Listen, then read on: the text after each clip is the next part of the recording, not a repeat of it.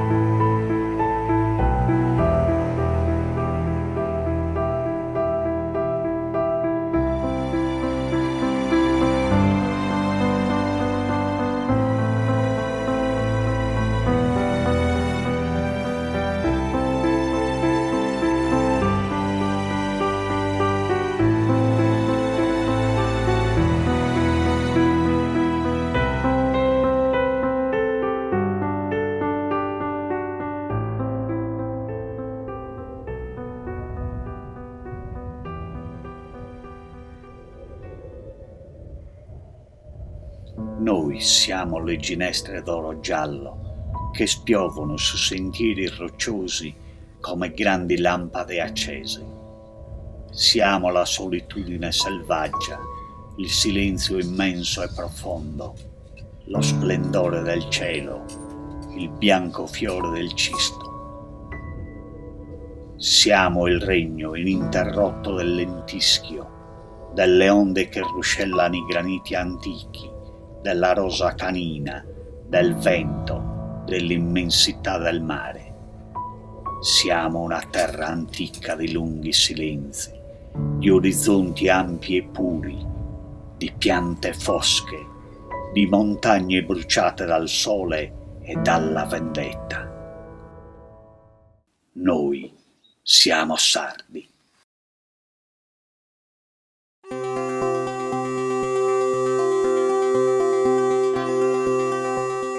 I greci chiamarono la Sardegna Icnusa, orma. Quando Zeus creò la terra, raccolse le pietre rimaste, le scagliò in mare e ci saltò sopra pressando forte con il suo piede. Voilà, la Sardegna.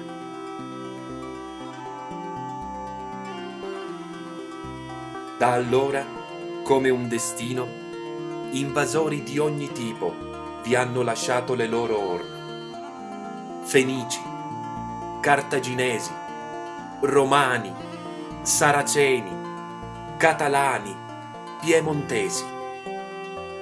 Eppure, ancora oggi, dopo 10.000 anni di testarda civiltà, la Sardegna mantiene intatta la sua spinosa, intransigente peculiarità. Persa tra l'Europa e l'Africa e appartenente a nessun continente, come D.H. Lawrence ben comprese.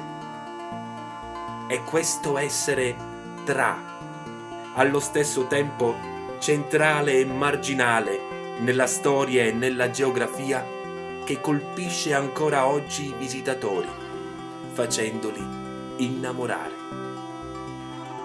La Sardegna non è una terra qualsiasi, è Atlantide. È la città dell'oro di Thomas More, il paradiso perduto di John Milton. Avvicinatevi con rispetto e sacralità. Nessun'altra isola è capace di cambiare la vostra vita con altrettanta virulenza.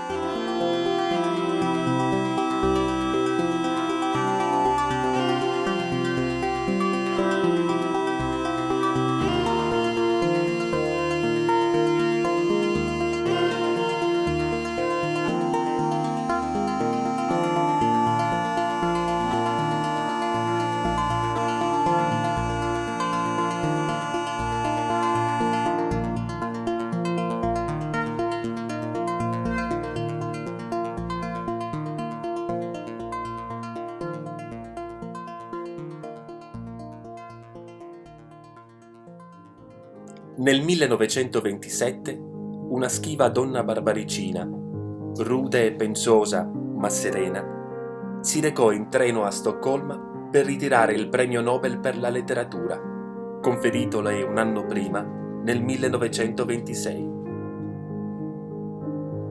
Grazia Deledda, prima donna italiana a essere premiata col Nobel per la letteratura e seconda al mondo dopo la svedese Selma Lagerlöf, era nata nel 1871 a Nuoro, il centro della chiusa e misconosciuta Barbagia.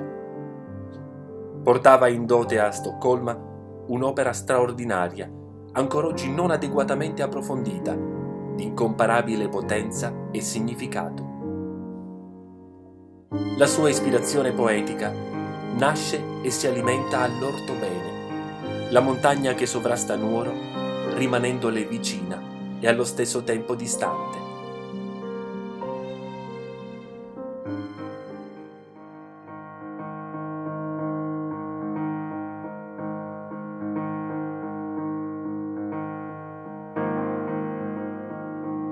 Alla fine dell'Ottocento, Nuoro era un paese di circa 7.000 abitanti, isolato e chiuso nella sua superbia e il suo storico rancore. Nonostante portasse il peso di un analfabetismo del 95%, diede i natali ad uno straordinario gruppo di artisti che ancora oggi rimangono indiscussi giganti della letteratura, della scultura e della pittura. Con Grazia Deledda, Sebastiano Satta, Francesco Ciusa e Antonio Ballero, questo magico addensamento, arricchito nel Novecento da Salvatore Satta, ha fatto sì che Nuoro fosse chiamata, e ha ragione, l'Atene sarda.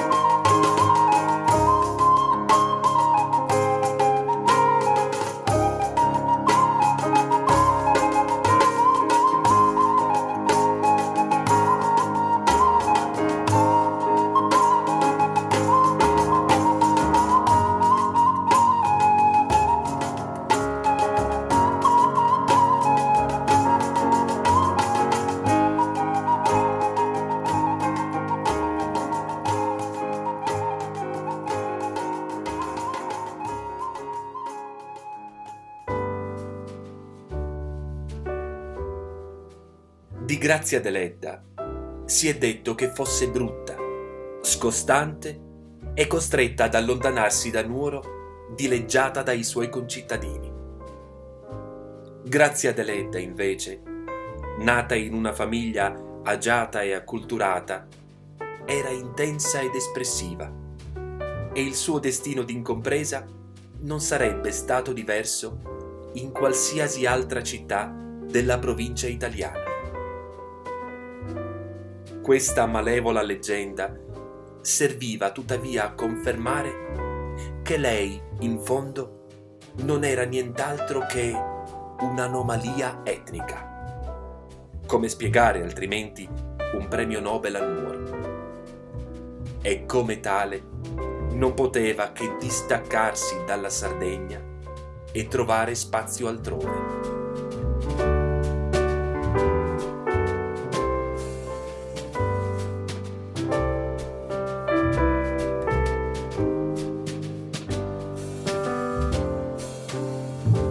Grazia, una fanciulla bruna, seria, con gli occhi castani, limpidi e grandi, le mani e i piedi minuscoli, vestita di un grembiale con le calze di grosso cotone grezzo e le scarpe rustiche a lacci, più paesana che borghese.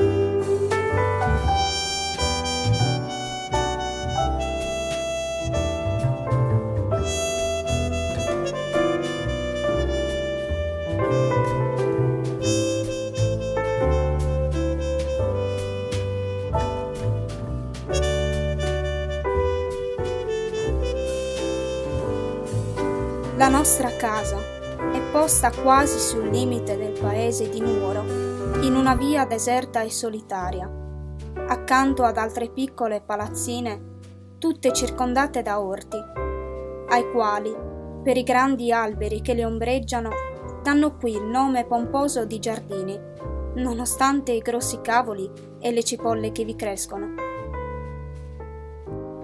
La casa era semplice, ma comoda. 2 camere per piano, grandi, un po' basse, coi panciti e i soffitti di legno, imbiancata con la calce.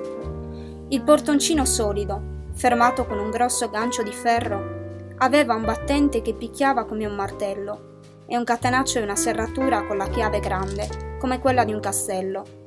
Nel muro laterale, un grande portone, fermato anch'esso da ganci e stanghe, tinto di un color marrone scuro, dava sulla strada. Di giorno era quasi sempre socchiuso e più che il portoncino della facciata serviva per il passaggio degli abitanti e degli amici della casa. C'era il camino, ma anche un focolare centrale e sopra, ad altezza d'uomo, un graticciato sul quale stavano quasi sempre, esposte al fumo che le induriva, piccole forme di cacio pecorino, dalle quali l'odore si spandeva tutto intorno.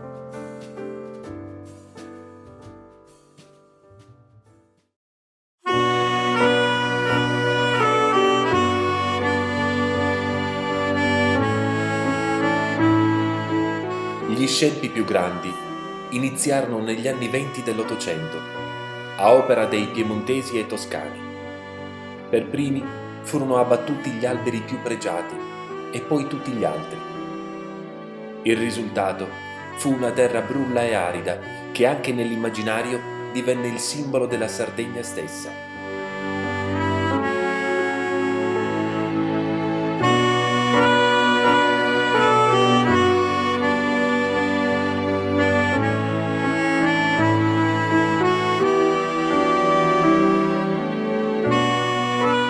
Questa montagna ha visto nascere, anzi, ha creato e nutrito la mia giovinezza poetica. Qui la poesia olezza come un fiore appassito e non abbandona l'anima il luogo dove è nata.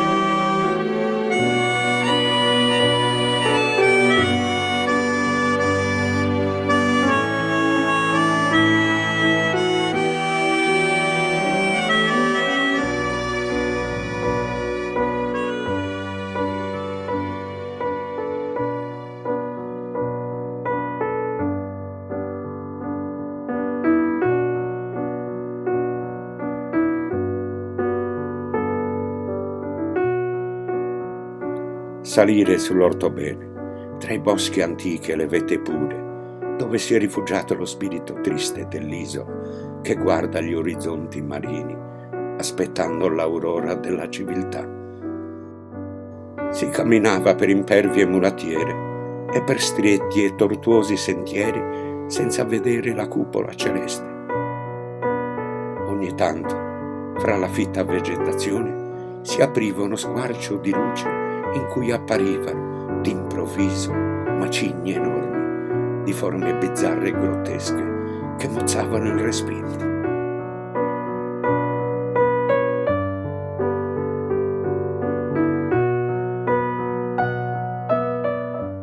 L'orthobene assomiglia a una città nuragica abitata da spiriti di mitologiche figure che, da quelle vette, fugano inquieti gli orizzonti, in attesa che spunti dal mare sconfinato una nuova aurora che plachi la solitudine desolata.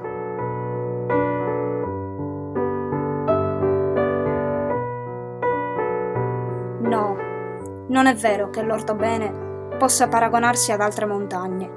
L'orthobene è uno solo in tutto il mondo. È l'anima nostra, il nostro carattere, tutto ciò che vi è di grande e di piccolo, di dolce, puro e aspro e doloroso in noi.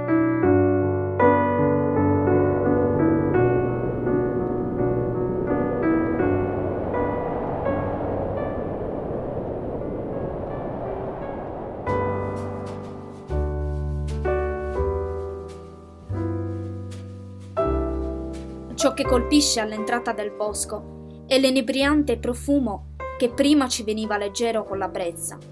È un profumo forte, quasi acre, come di fieno e di polvere bagnata.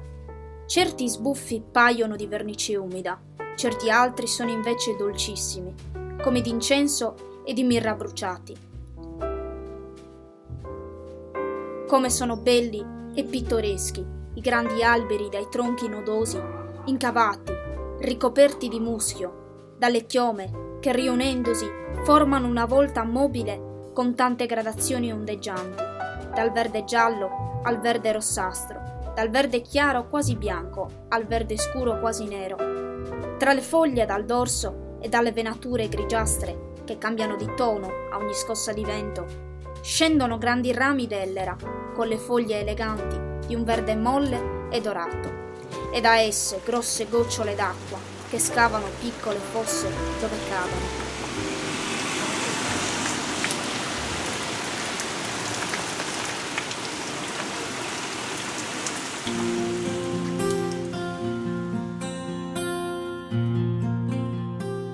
Sebbene di famiglia povera, lo zio Sebastiano aveva scelto la sua carriera per vocazione sincera. Era un uomo intelligente e colto, che sapeva di lettere e di latino, amava la povertà, era casto e di umore allegro, e l'unica sua debolezza era di mandar giù fin dalla mattina bicchierini di acquavite e di vino buono. Ricordati, Grazia, che sei donna e che sei battezzata. Così le dissi.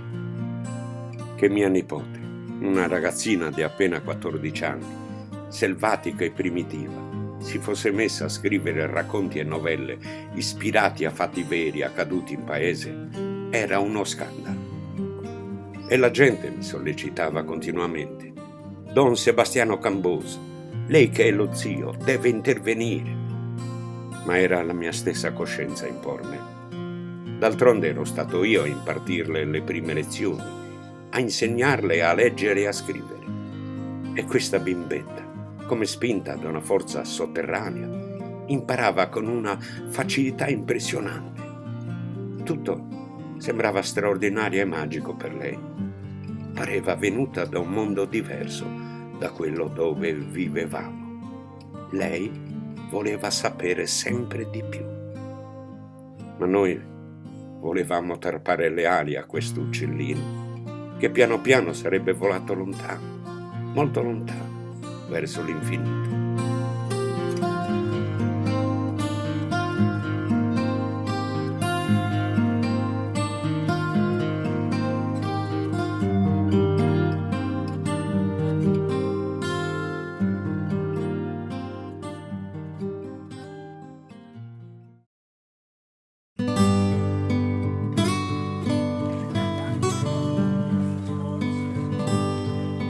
Una di queste gite fu memorabile.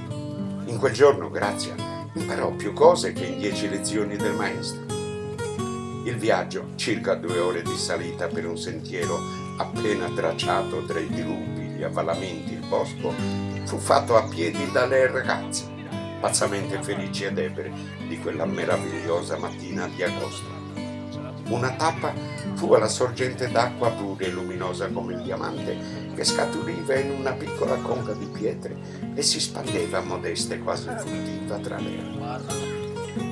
Già si sentiva il grido delle ghiandaie e l'aria sembrava un liquore profumato di menta.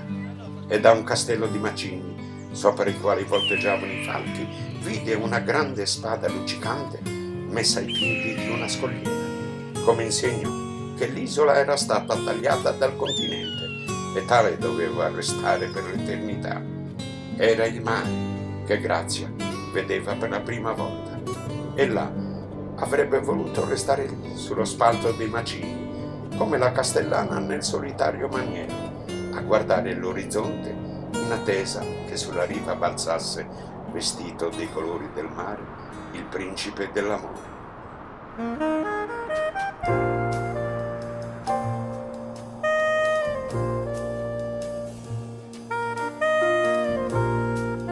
Qui i paesaggi sono bellissimi, con sfondi di montagne più azzurre del cielo, tramonti epici filanti e la luna nel bosco ricordano storie di fate. Il mondo, che pure è così bello con tutto il suo male e il suo dolore, appare lontano come una civiltà scomparsa.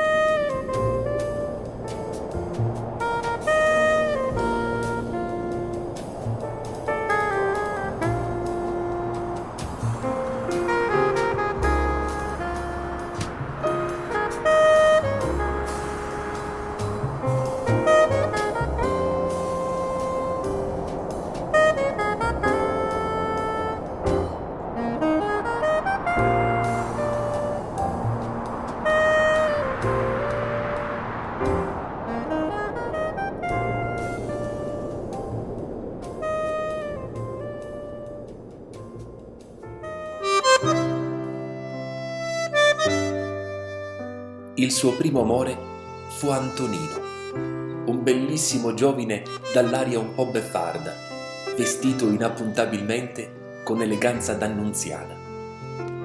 La madre e le sorelle di Antonino vestivano in costume, mentre lui e i fratelli, tutti studenti, si davano quasi un'aria aristocratica. Aveva le mani bianche affusolate di donna e gli occhi pieni di sogni, e non era buono neanche a montare sulla giumenta sulla quale balzavano d'un salto le servette di casa per andare a prendere l'acqua alla fontana.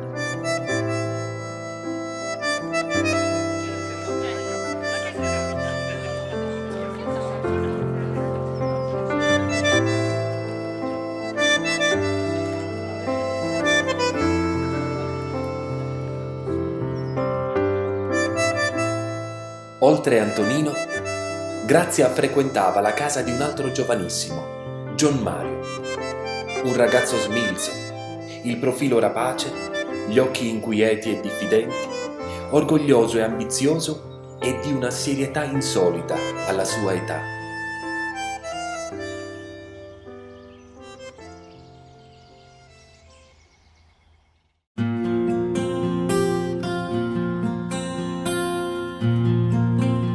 Nella chiesetta posta in cima e dedicata alla Madonna del Monte, Grazia abbozzava di nascosto le prime novelle, i primi personaggi, i primi racconti.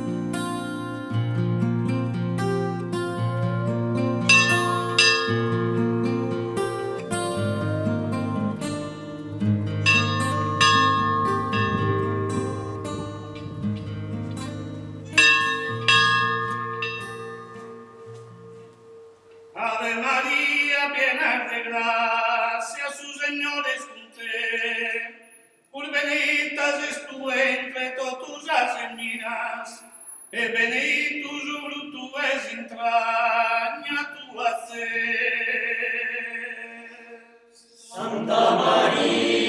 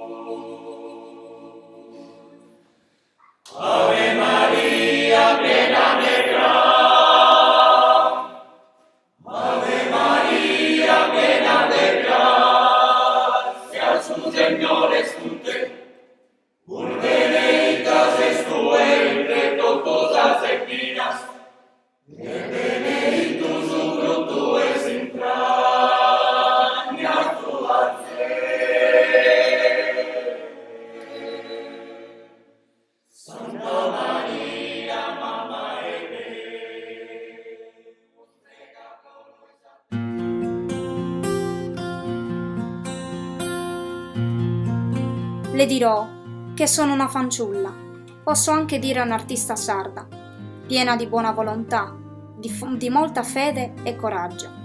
Sono anche assai giovane e forse perciò ho grandi sogni. Ho anzi un sogno solo, grande, ed è di illustrare un paese sconosciuto che amo intensamente, la mia Sardegna. Nell'ambiente in cui vivo, lontana da ogni centro letterario, nessuno mi aiuta a salire. Ho bisogno di una guida, ma solo per qualche altro anno ancora. Lo sento e lo dico senza falsa modestia. Avrò tra poco 20 anni. A 30 voglio aver raggiunto il mio scopo radioso, quale quello di creare da me sola una letteratura completamente ed esclusivamente sarda.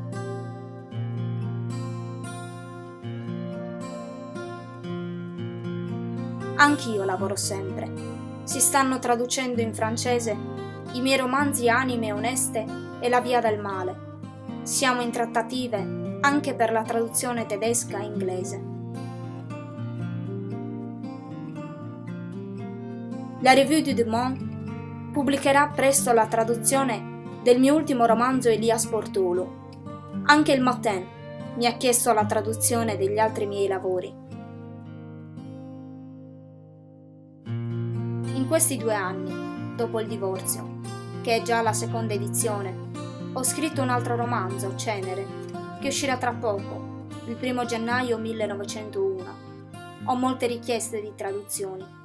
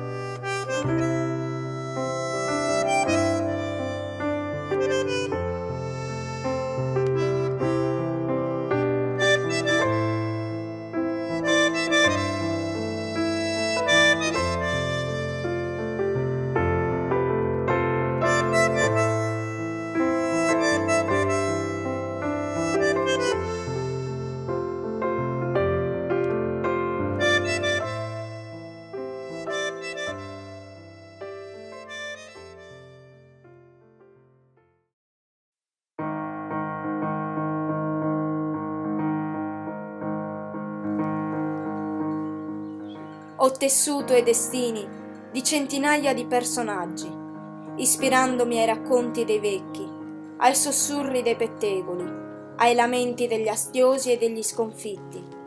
Ho salvato dall'oblio storie d'amore, di dolore, di vendetta e di morte. Ho descritto la Sardegna, madre, sorella e figlia, per non dimenticare le violenze subite. Ho raccontato dall'Ortobene, Marianuina e Pietro Bene, Efix e le dame Pintor, Olì e Anania, Elias Portolo e Maddalena e tutti gli altri, perché senza di essi, senza i loro sguardi e i sentimenti, non ci sarebbe più speranza per la mia gente.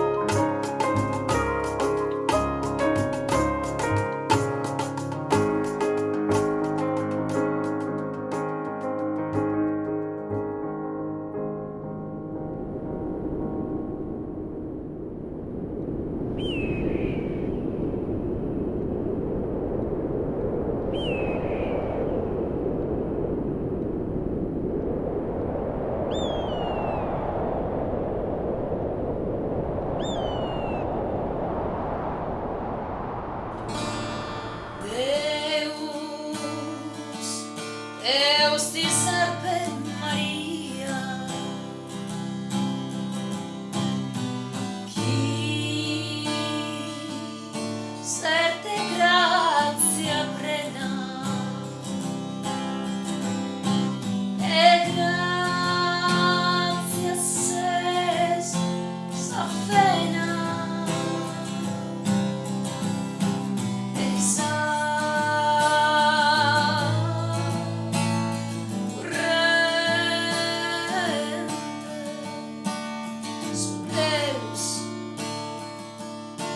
Deus onnipotente,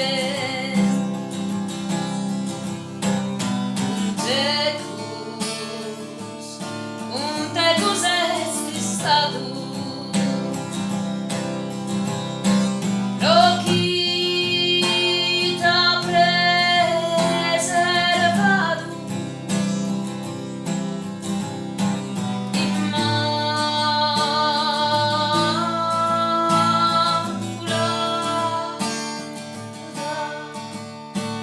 benedicta e laudata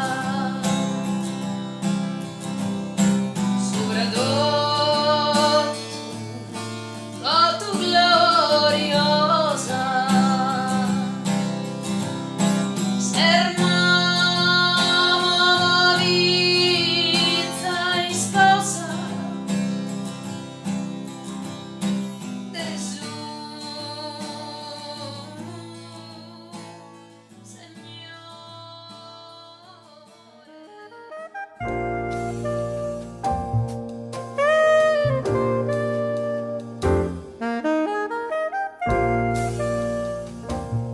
Sono nata in Sardegna. La mia famiglia, composta di gente savia, ma anche di violenti e di artisti primitivi, aveva autorità e aveva anche biblioteca. Ma quando cominciai a scrivere, 13 anni, fui contrariata dai miei. Il filosofo ammonisce: se tuo figlio scrive versi, correggilo e mandalo per la strada dei monti. Se lo trovi nella poesia la seconda volta, puniscilo ancora. Se fa per la terza volta, lascialo in pace, perché è un poeta. Senza vanità, anche a me è capitato così. Avevo un irresistibile miraggio del mondo. Ho avuto tutte le cose che una donna può chiedere al suo destino, ma grande sopra ogni fortuna la fede nella vita e in Dio. Grazie.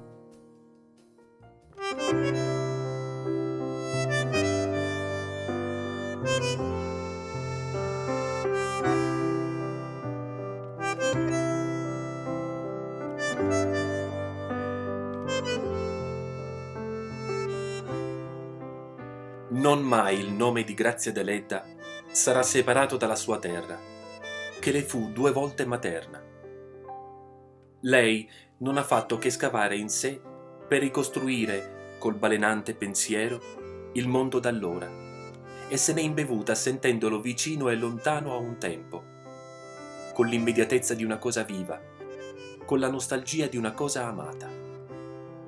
Nei suoi occhi di fanciulla quel mondo si era rispecchiato per sempre. Rude e pensosa era, ma serena. Chi parla di una Grazia Deledda avvolta di foschi silenzi non ha conosciuto la limpidezza di certi suoi sorrisi, lo schietto suono della sua risata. A vederla semplice e composta, e pur solenne come una regina, con la testa eretta contro l'alto schienale della poltrona, le mani congiunte sul grembo, la bella aureola dei capelli candidi quasi raggiante, rievocava la madre di famiglia dell'isola lontana, terra di tenace matriarcato, rigida custode del focolare e rispettata dominatrice.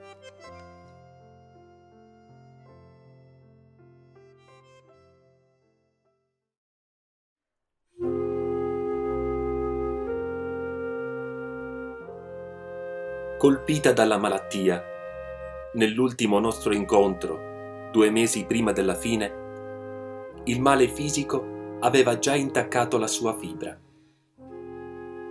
L'improvvisa magrezza, le spalle incurvate, lo sguardo meno vivido, mi dettero una subitanea apprensione. Una frase mi è rimasta negli orecchi, martellante, ossessiva. Mi disse a un tratto che voleva far costruire un caminetto. Voleva la fiamma, la bella fiamma della sua infanzia, la cerchia degli intimi e il calore del fuoco scoppiettante. Voglio scaldarmi le ossa.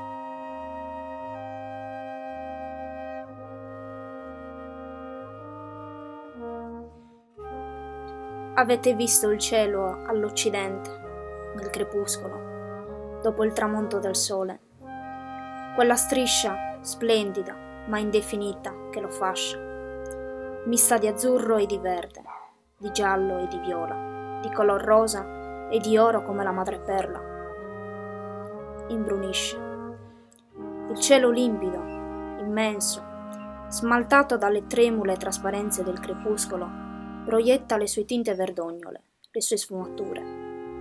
La luna nuova cade sulle montagne sarde, alte, grigie, frastagliate, striate di nebbia cerula, coi fianchi frementi all'ebbrezza. Il bruno profilo della mia isola è diventato indistinto. Anche i cespugli anneriti tremolano un'ultima volta sul cielo per restituirmi l'addio. Poi tutto sparisce. Addio, addio Sardegna. Perdono Deus meus, confesso a po' peccato, un trito e umiliato, ed ho pietà, eterna bonitade, soberana clemenzia, a sa vostra presenza s'agur fa puro, a sa vostra presenza s'agur fa puro.